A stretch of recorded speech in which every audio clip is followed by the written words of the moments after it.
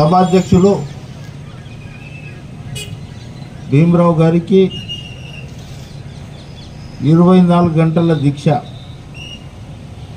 Orient cement కర్మాగారం కార్మికుల భవిష్యత్ గురించి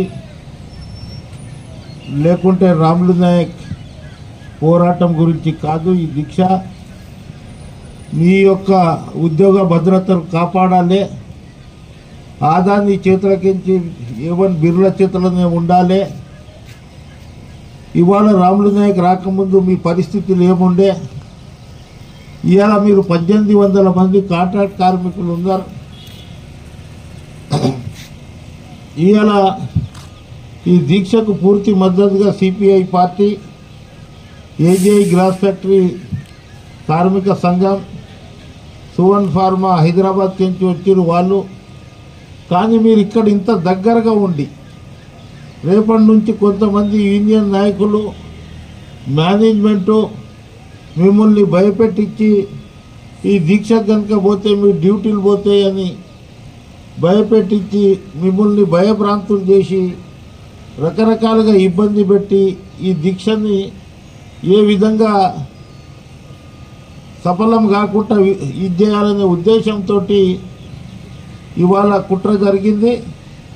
కానీ ఈ దీక్ష సఫలమైంది. ఎంతమంది వచ్చిరనేది కాదు. ఇప్పుడు మిత్రుడు సిపిఐ మిత్రుడు చెప్పిండు, మొత్తం జిల్లాలోనే కాదు రాష్ట్ర ముఖ్యమంత్రి కార్యాలయం వరకు, ఆదాని హెడ్ ఆఫీస్ వరకు ఇక్కడ చేస్తున్న దీక్ష ప్రభుత్వం తరపున పోయింది. ఎన్ని రోజులు మీరు ఇంకా కాంట్రాక్ట్ కార్మికులనే పనిచేస్తారు? ఎన్ని రోజులు మేము భూములు ఇచ్చినాం, మా పిల్లలకు ఉద్యోగాలు వస్తాయి, భూమి ఇచ్చి 30 సంవత్సరాలు అయిపోయింది, ఇంకా చాలామందికి మా పిల్లలకు ఉద్యోగాలు రాలేదు అని ఎదురు చూస్తున్న కుటుంబాల గురించి, అదేవిధంగా చాలని జీతంలో ఆ రోజు యూనియన్లు ఉండేది. మీకు ఒక పిఎఫ్ ఇప్పిస్తే 20 నెలలకు సంవత్సరానికి 20 ఇచ్చేది. ఈ రాములు నాయక్ వచ్చిన తర్వాత ఒక్కటేసారి అందరికీ పిఎఫ్ ఇవ్వడం, ఈఎస్ఐ రావడం, ఏరియాస్ ఇప్పియడం, బూట్లు డ్రెస్సులు అన్నీ ఇప్పియడం జరిగింది. కానీ మీరు ఈ మీటింగ్ ఉందన్నప్పుడు ఇంత భయపడితే నేను వచ్చినప్పుడు కుప్పలుగా వస్తారు. ఇది మీరు ఎంత తక్కువ వస్తే మేనేజ్మెంట్కు అంత బలం పెరుగుతుంది. ఎవరు ఏం చెప్పినా ఇది మా 300-400 కిలోమీటర్ దూరంకెంచి నేను ఇక్కడ ఎమ్మెల్యే కాలేదు, ఎంపీ కాలేదు, లేకుంటే ఇంకో ఎన్నికల్లో పోటీ చేయడానికి నేను రాలే. మీ యూనియన్ అధ్యక్షునిగా ఆ రోజు కాంట్రాక్ట్ ఎన్నికలు జరిగినప్పుడు వేరే పార్టీలకు 10-15 ఓట్లు పడితే దాదాపు 1300-1400 ఓట్లు వన్ సైడ్గా వేసిర్రు. మీ హక్కులను కాపాడడానికి నేను వస్తే ఇవాళ మీరు దూరం ఉంటే మీ కుటుంబానికే నష్టం, రాములు నాయక్ ఏం నష్టం కాదు. మీకు అందరికీ ఒకరోజు తీసేస్తే ఈ ఫ్యాక్టరీ నడవదు. మీరు చేసే పని ఇంకా ఎవరు చేయరు.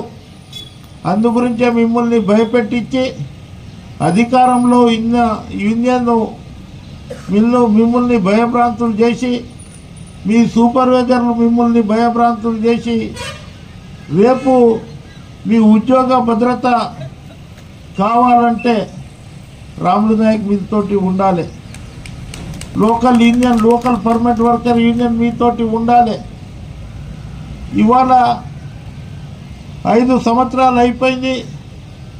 నేను ఏదైతే డబ్బులు పెంచినదో, నేను ఏదైతే అగ్రిమెంట్ చేసినదో అదే డబ్బులు వచ్చినాయి తప్ప ఒక్క రూపాయి మీకు పెరగలేదు. 3-4 బోనస్లు వచ్చినాయి, ఒక్క రూపాయి బోనస్ మీకు పెరగలేదు. కాంట్రాక్ట్ పర్మనెంట్ కార్మికులది దాదాపు ఎంతో బోనస్ పైకి పోయేది ఉండే. సంవత్సరానికి 2000, 2500, 3000 బ్యాలెన్స్ షీట్ ఏమో కోట్ల రూపాయల లాభంలో ఉంది. ఇవాళ ఆ రోజు మేము కాశీపేటలో ఖనిజ సంపద ఉంది అని బిర్లా మేనేజ్మెంట్ ఇక్కడ ఖనిజ సంపదపై కన్ను వేసి ఇవాళ ఇక్కడ సిమెంట్ ఫ్యాక్టరీ అప్పుడు పెట్టడం జరిగింది. సిమెంట్ ఫ్యాక్టరీ పెట్టినప్పుడు వాళ్ళ స్టాండింగ్ ఆర్డర్లో మేము ఉద్యోగాలు ఇస్తాం, ఎవరైతే భూములు పోయినా వారికి ఉద్యోగాలు ఇస్తాం, ఎక్కడైతే చదువుకున్న విద్యార్థులు ఉన్నారో అన్ఎంప్లాయ్మెంట్ ఉన్నారో వారికి స్కిల్ డెవలప్మెంట్ ప్రోగ్రాం పెట్టి వాళ్ళకి పని రాకుండా పనిని నేర్పి వారిని పర్మనెంట్ ఉద్యోగాలు ఇస్తామన్నారు. అంతకుముందు లేడీస్కి తీసుకుపోయేది లేకుండే, లేడీస్ అసలు పనికి ఎక్కకపోతుండే. నేను ఆ రోజు అన్న 33% సీట్లు మహిళల గిట్ట రిజర్వేషన్ కావాలి, వాళ్ళు గిట్ట ఇవాళ ఫ్లైట్ నడిపిస్తున్నారు. కానీ ఈ పని ఎందుకు చేయరు, 100% చేస్తారని వారికి ఆ రోజులలో అపాయింట్మెంట్ ఇప్పించడం జరిగింది. ఆ తల్లులకు నేను చెప్తున్నా, మీకు ఎంత భయపెట్టించినా ఏం చేసినా మీరు ఎక్కడైతే డిపార్ట్మెంట్లో కూర్చొని టిఫిన్ చేసినప్పుడు లేకుంటే ఛాయ్ తాగినప్పుడు రాములు నాయక్ 300-400 కిలోమీటర్ల దూరంకి వచ్చిండు, ఎవరి గురించి వచ్చిండో, 24 గంటల దీక్ష ఎందుకు చేస్తుండో, ఎవరి గురించి మాట్లాడుతుండో, మనం ఇట్లా భయపెట్టిస్తే భయపడుకుంటా పోతే మన హక్కులను మనమే కాల రాసినట్లు అవుతుంది. అందుగురించే ఇవాళ మీరు ఇంతమంది వచ్చిరు, చాలా సంతోషం. ఇవాళ ఎంతమంది వచ్చింది కాదో ఈ సమాచారం ప్రభుత్వంలో ఆదాని అంబానీ గ్రూప్లో ఇటు మేనేజ్మెంట్ గుండెలలో దడదడలాడుతుంది. ఏమంటే మళ్ళీ రాములు నాయక్ వస్తే తవ్వుతాడు అన్ని మాకు ఇది చేస్తాడని. ఇవాళ నాకు గెస్ట్ హౌస్ గిట్ట ఇయ్యలేదు, నేనైనా ఈ చలిలో పడుకుంటున్నా, పర్వాలేదు మీ గురించి దోమలలో పడుకుంటా. కానీ రేపు ఉదయం మీరందరూ కలిసి నన్ను నిమ్మరసం ఇచ్చేటప్పుడు ఒక శక్తిగా వచ్చి నిలబడి టెంట్ దగ్గర ఒక 2 నిమిషాలు నాకు మద్దతు కనుక తెలిపితే ఇంకా నాకు బలం పెరుగుతుంది, 1000 అనుకున్న బలం ఇదవుతుంది.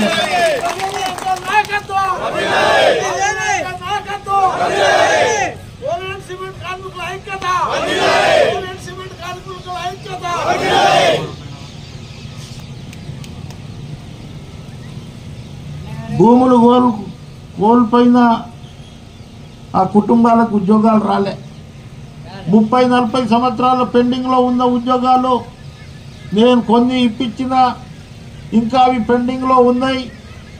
ఎవరైతే మా పిల్లలు ఇక్కడ ఇంటర్మీడియట్ డిగ్రీ కాలేజ్ కావాలని ఆ రోజు మేనేజ్మెంట్ తోటి ఒప్పందం మాట ముచ్చట జరిగినప్పుడు ఆ కాలేజ్ ఇక్కడ రాలేదు, మీకు ఫ్రీ బస్సులు, అంతకుముందు పర్మనెంట్ కార్మికులకే ఉండే, కాంట్రాక్ట్ కార్మికులు గిట్ట ఫ్రీ బస్సు మంచిర్యాల వరకు పోవడానికి చేసిన అనేక కార్యక్రమాలు మీ గురించి చేస్తున్నా.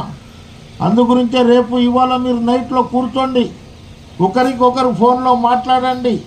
ఇది చేస్తున్న దీక్ష ఎవరి గురించి అని కొంచెం గుండె పైన చేయి పట్టుకొని ఆలోచన చేయమంటున్నా. నేనున్నా, మిమ్మల్ని తీసేస్తే డిపార్ట్మెంట్ ఉంది. ఇగో ఇక్కడ సువన్ ఫార్మా మా జనరల్ సెక్రటరీ గుర్తుండో ఒకటేసారి 600 మందికి తీసేసిర్రు. తీసేసిన తర్వాత కంపెనీ దగ్గర టెంట్ వేసినాం, కూర్చున్నాం. 20 సంవత్సరాల నుంచి కాంట్రాక్ట్ కార్మికులే ఉండే, ఇవాళ పర్మనెంట్ కార్మికులు అయ్యారు. ఇవాళ కనీస వేతనాలు ఏదైతే మీకు జీతాలు పెరిగే ఆ కమిటీలో ఈయన మెంబర్ అయ్యిండు. ఈయన పేరు రాజు.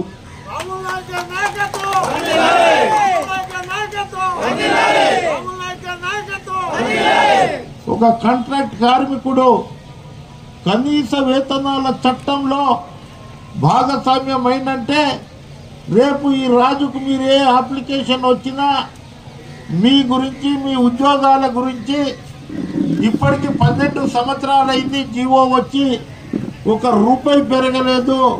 రేపెల్లుండి ఆ జీవో పెంచడానికి గిట్ట ప్రయత్నం చేస్తున్నాను. యువ కాలనీలో ఉంటారు మొత్తం పర్మనెంట్ కార్మికులు. మీ వాళ్ళని భయపెట్టించుండొచ్చు. నా అక్క చెల్లెలకు నేను అప్పీల్ చేస్తున్నా, రేపు ఈ దీక్ష నేను లేచే ముందు మీ ఆయన రాకపోతే నువ్వు నాకు అక్కగా వచ్చి నన్ను ఆశీర్వదించి మీ దీక్షకు మా ఆయన మద్దతు లేకుండా మేం మద్దతు ఉన్నాము, ఆయన భయపడుతుండని నన్ను ఆశీర్వాదం ఇవ్వడానికి కాలనీవాసులు. మరి ఇక్కడ నేను ఆ రోజులలో ఎమ్మెల్సీ ఉన్నప్పుడు ఎంతో మందికి పనిచేసిన, ఇక్కడ ఎంతో మందికి సాయం చేసిన, నాతోటి అయ్యే ప్రతి ఒక్కటి చేసిన.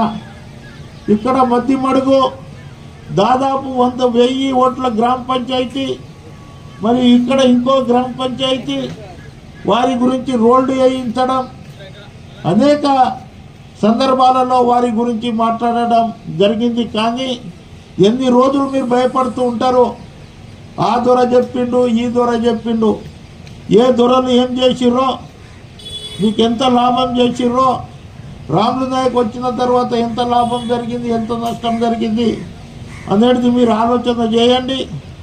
ఈ దీక్ష రేపు 9 గంటల వరకు ఉంటుంది. ఈ దీక్ష అయిన తర్వాత ముఖ్యమంత్రి దగ్గరికి వెళ్తాను. రామని ఇంజన్లకు దమ్ము ఉంటే ముఖ్యమంత్రి దృష్టికి తీసుకువెళ్తాను.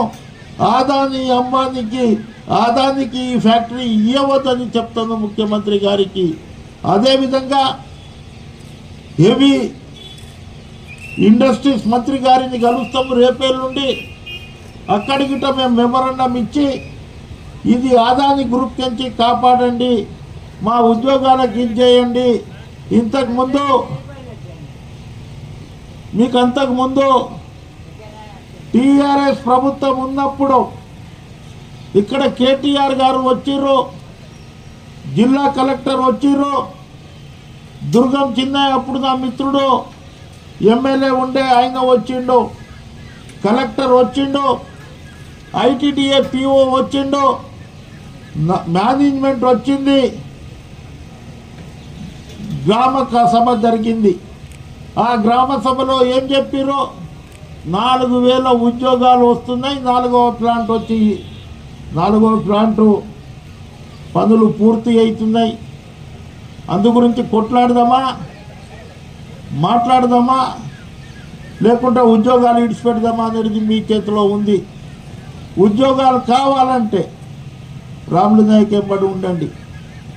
భయపడాలంటే ఇదే బానిస బతుకులు బతికి మేము కాంట్రాక్ట్ లేబర్గానే ఉన్నాం, కాంట్రాక్ట్ లేబర్గానే రిటైర్మెంట్ అవుతాం అనేది ఉంటే నా దగ్గర రాకండి.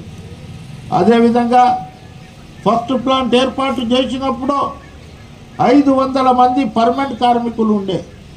2వ ప్లాంట్ అయినప్పుడు పర్మనెంట్ 5 మందికి ఇచ్చారు.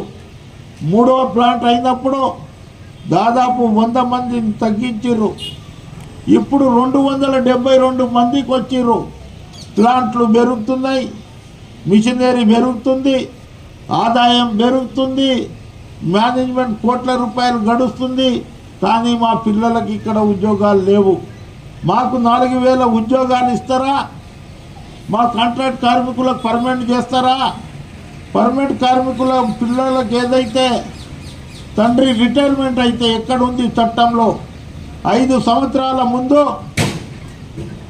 సంవత్సరాల ముందు రాజీనామా కనుక చేస్తే, ఆయన సర్వీస్ ఉంటే 5 సంవత్సరాలు రాజీనామా చేస్తే ఆ బెనిఫిట్ అన్నీ వదిలేస్తే వారికి వాళ్ళ పిల్లలకు ఉద్యోగం ఇస్తారు. ఎక్కడుంది చట్టంలో?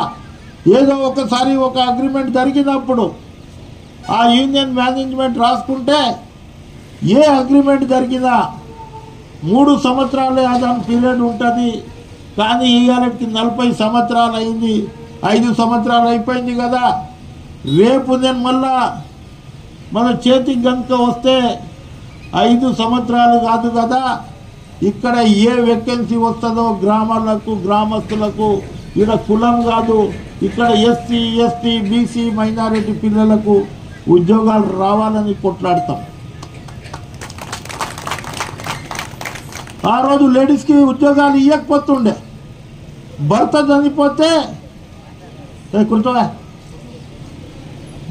చనిపోతే చిన్న పిల్లలు ఉన్నారు, చిన్న పిల్లలకు మేము ఉద్యోగం ఇవ్వలేము. నేను ఆ రోజు అన్నా, భర్త చనిపోతే వాళ్ళ భార్య ఉంది, కుటుంబానికి పెద్ద దిక్కు. కోడి ఎట్లా పిల్లలను కమ్ముతుందో, తండ్రి లేనప్పుడు తండ్రి కంటే ఎక్కువ బాధ్యత ఆ తల్లి తీసుకుంటుంది. ఆ తల్లులకు ఉద్యోగాలు ఇవ్వమంటే ఒక 3 నెలలు సుదీర్ఘమైన పోరాటం జరిగింది. మేనేజ్మెంట్ మెడలోంచి ఇవాళ 40-50 మంది మహిళా కార్మికులు అక్కడ పనిచేస్తున్నారంటే ఇది రాములు నాయక్ చేసిన ఇది అని నేను చెప్తున్నా. మౌలిక వసతులు పవర్ ప్లాంట్ పెట్టిండు, పవర్ ప్లాంట్లో బోనస్ లేదు. ఈ రాములు నాయక్ గనుక వస్తే పవర్ ప్లాంట్లో బోనస్ ఇప్పిస్తా, ఫ్రీ కరెంట్ ఇప్పిస్తా ఈ గ్రామాలకని చెప్తున్నా. రెండవది మంచినీరు పొల్యూటెడ్ అయిపోయింది. వాటర్ మంచినీరు ప్రతి ఇంటికి ఒక 200 లీటర్లు 400 లీటర్లు మంచినీరు ఇవ్వమని అడుగుతా.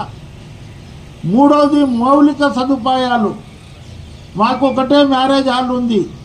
ఈ ఊర్లో ఒక మ్యారేజ్ హాల్ కంపెనీ, రోడ్లు, డ్రైనేజ్ సిస్టము, కమ్యూనిటీ హాలు, ఇవాళ ఇంటర్మీడియట్ కళాశాలలు, ఈ దాని గురించి పోరాడతా. ఇవాళ ఇన్ని ఇది చేస్తే ఇవాళ చలిలో రాత్రిపూటలో ఈ టెంట్లో కరెంట్ లేకున్నా ఎక్కడైనా మేనేజ్మెంటు ఎవరన్నా దీక్ష చేస్తే మేనేజ్మెంట్ బాధ్యత ఉంటుంది, కరెంట్ ఇస్తుంది. కానీ ఇవాళ మేనేజ్మెంట్కు కొద్ది యూనియన్లు నేర్పి కరెంట్ ఇవ్వకుండా జనరేటర్ మీద మేము నడిపిస్తున్నాం. ఇవాళ మా కరెంటు మాకు ఇవ్వలేదు కదా, నేను వచ్చిన తర్వాత మీకు షాకులు ఇచ్చి మీ కరెంట్ని పీకుతా అని చెప్తున్నా. హౌసింగ్ సొసైటీ ఉంది. ఎవడన్నా కార్మికుడు రిటైర్మెంట్ అయితే నేను ఒక ఇల్లు కట్టుకోవాలి, నా కుటుంబ సభ్యులకు ఒక ఇల్లు ఉండాలి. రేపే ప్రభుత్వం దృష్టికి తీసుకువెళ్ళి హౌసింగ్ ల్యాండ్ అలాట్ చేపించి సపరేట్గా పర్మనెంట్ కార్మికులకు, లోడింగ్ కార్మికులకు, రిటైర్ అయిన కార్మికులు ఎవరన్నా కట్టుకుంటామంటే వారికి ల్యాండ్లు ఇప్పించి వారికి మంచి కాలనీ ఏర్పాటు చేసే ప్రయత్నం చేస్తా. ఇవాళ నేను చూసిన అక్కడ కాంప్లెక్స్లో మా భీమరావు తీసుకోపోయిండు, మా సీను తీసుకోపోయిండు. ఏం కట్టిర్రు? ఎవరన్నా ఉంటారా అందులో? వీళ్ళ బాత్రూమ్ ఉందంతా ఉన్నాయి, అవి డబుల్ బెడ్రూమ్. మీ హెచ్ఆర్ఏ బాత్రూమ్ ఉంటుంది కదా, గాలి ఆడదు, సందులో పడుకునేటట్లు ఉంది. ఏం చేస్తుంది యూనియన్? ఏం చేసిర్రు ఆ రోజు? ఇటువంటి కాలనీ కట్టవద్దు మా వర్కర్లకు. ఇంత వెడల్పు ఉండాలి, ఇంత పొడు ఇది ఉండాలి, ఇంత వెంటిలేటర్ ఉండాలి, ఇంత గజాలు ఉండాలి అనేది కాకుండా ఇవాళ వాళ్ళు ఏదైతే ఇచ్చారో మీకు క్వార్టర్స్లు ఇప్పిస్తున్నాం, మీకు అది ఇప్పిస్తున్నాం, మీకు ఇది ఇప్పిస్తున్నాం, ప్రతిదీ లెక్క చూస్తున్నా, లెక్క కడుతున్నా. ఇక మా వాళ్ళకి ఏదైతే ఇబ్బంది చేస్తున్నారో తప్పకుండా దానికి జవాబు ఇస్తా. ఇవాళ ఈ దీక్ష చిన్న దీక్ష కాదు. ఆదానికి వ్యతిరేకంగా ఎవరు పోరాడరు, ఏమన్నా చేయవచ్చు వాళ్ళు. అయినా సాహసం చేసి నా కుటుంబ సభ్యులు, నా 3 పిల్లలు ఈ దీక్షలో ఉన్నారు. నాకు కావలసిన వాళ్ళు అంత రక్షణగా ఇక్కడ ఉన్నారు. మా ఎస్సీ ఎస్టీ కమిషన్ నాయకులు నా వెనుక కూర్చున్నారు. కిషన్ సింగ్ అని, ఖమ్మం కెంచి మా రామ్దాస్ అని, వాళ్ళ ఫాదర్ 3 సార్లు డీసీసీ ప్రెసిడెంట్గా కాంగ్రెస్ పార్టీ ఇది ఉండే. సువన్ ఫార్మా కార్మికులు హైదరాబాద్ నుంచి వచ్చారు. ఏజీఐ గ్లాస్ ఫ్యాక్టరీ, సిపిఐ మరియు గ్రామస్తులకు నేను ఇంకో మనవి చేస్తా. హెచ్ఎంఎస్ గ్రామ ప్రజలారా మేలుకోండి, ఏకం కాండి, మీ ఉద్యోగాలు కాపాడుకోండి, భయభ్రాంతులకించి దూరం కాండి అనేది ఈ రాములు నాయక్ నినాదం ఉంది. రేపు ఉదయం 9 గంటల వరకు మీకు ఎంత ఒత్తిడి వచ్చినా ఏం వచ్చినా రేపు మీ డ్యూటీకి పోతూ నన్ను ఆశీర్వదించి వెళ్ళవలసిందిగా విజ్ఞప్తి చేస్తూ సెలవు తీసుకుంటున్నా.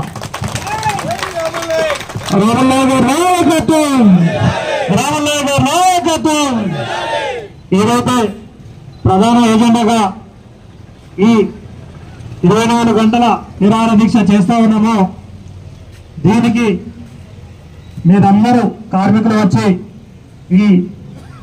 ఈరోజు ఇప్పటికీ పొద్దున్న నుంచి ఇప్పటి వరకు ఏదైతే దీక్ష కొనసాగిందో ఇది నిరంతరం రేపు ఉదయం 9 గంటల వరకు ఉంటుంది కాబట్టి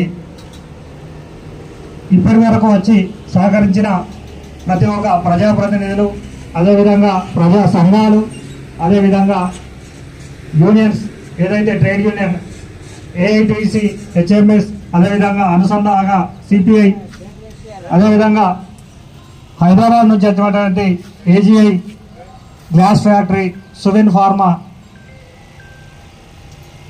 కంపెనీకి సంబంధించినటువంటి యూనియన్స్, అదేవిధంగా స్థానికంగా ఏదైతే పొద్దున్న నుంచి యాదవ సంఘాలు కానీ యాదవ సంఘం, అదేవిధంగా మేదర్ సంఘం, అదేవిధంగా నాగ్పూర్ సేవా సంఘం, అదేవిధంగా ఎంఆర్పిఎస్, అదేవిధంగా కోలాంస్, ఇట్లా చాలా నాయకత్వాలు వచ్చి వారు మద్దతు తెలుపుతూ ఏదైతే మీరు చేస్తున్నటువంటి ఈ 24 గంటల దీక్షలో ఎంత అభివృద్ధి, ఎంత ఆలోచించే అంశం ఉన్నదో మేము తెలుసుకొని మేము సగర్వంగా వచ్చి మీకు మద్దతు తెలుపుతున్నామని వారు చెప్పడం జరిగింది. మేము ఒకటే ఈ యావత్ కార్మిక వర్గానికి కానీ స్థానిక ప్రజలకు కానీ అదేవిధంగా ఈ చుట్టుపక్కల ఉన్నటువంటి అన్ని గ్రామాల ప్రజలకు కానీ మేము ఒకటే తెలియజేయడం జరుగుతూ ఉన్నది. ఈ యొక్క ఎజెండా ఎవరు చేయాలా, ఎందుకు ఇన్ని రోజులు చేయలేదు? ఈరోజు రాములు నాయక్ సార్ ఈ యొక్క ఎజెండాని తీసుకపోతే మేనేజ్మెంట్ తోటి కుమ్మక్కై ఎందుకు మిమ్మల్ని ఇబ్బంది పెడతా ఉన్నారు మీరు ఒకసారి ఆలోచించాలా. ఎక్కడైనా కానీ మీ అందరికీ తెలుసు, ఏదైనా ఒక సమస్య మీద కొట్లాడాలి, దానికి సంబంధించినటువంటి దాని మీద మనము అధికారులను నిలదీయాలంటే అధికారంలో ఉన్న వారికి మాత్రమే ఇది జరుగుతుంది. ఇప్పటి వరకు అధికారంగా ఉన్నటువంటి యూనియన్ ఏం చేస్తూ ఉన్నది అన్నది మీరు ఆలోచించాలి. ఇలా వారు ఒక పత్రికా ప్రకటన ద్వారా ఇస్తారు, హాస్యాస్పదకంగా ఉన్నది. ఎందుకనంటే వారట మేనేజ్మెంట్ని ఆదాని గ్రూప్కి ఇవ్వద్దని చర్చిస్తామాట. మీరు ఒకసారి ఆలోచించాలి, ఎన్నిసార్లు చర్చించారు, ఎన్నిసార్లు చర్చిస్తారు వాళ్ళు. మేము అంటా ఉన్నాం, మేము వారిని కోరడం జరిగింది. ఈ సమస్య ఏదైతే ఉన్నదో చేతులు కాకముందే ఆకులు పట్టుకోవాలనే అంశం మనకు పూర్వీకుల నుంచి మనకు చెప్పినటువంటి అంశం ఏదైతే ఉన్నదో పూర్తి స్థాయిగా ఆదాని చేతికి వెళ్ళక ముందు యాజమాన్యంతో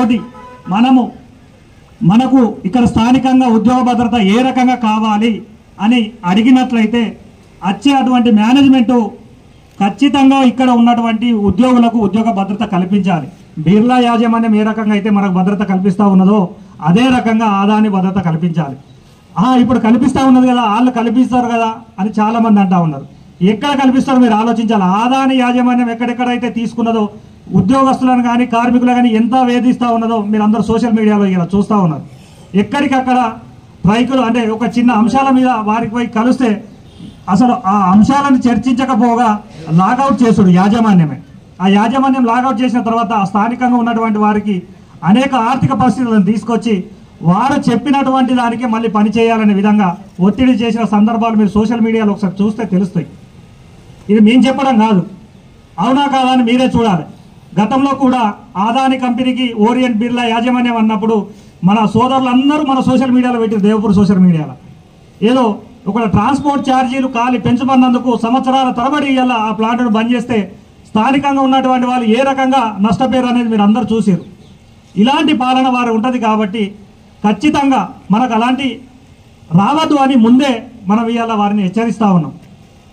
వారు అంటారు అసలు వారికి లేని ఆలోచన మీరెక్కడ. అరే లేని ఆలోచన కాదు భయ్, ఒక్కసారి పత్రికా ప్రకటన అధికారికంగా ఆదాని లెటర్ ప్యాడ్ మీద ఇచ్చిర్రు, మీరు చూడండి.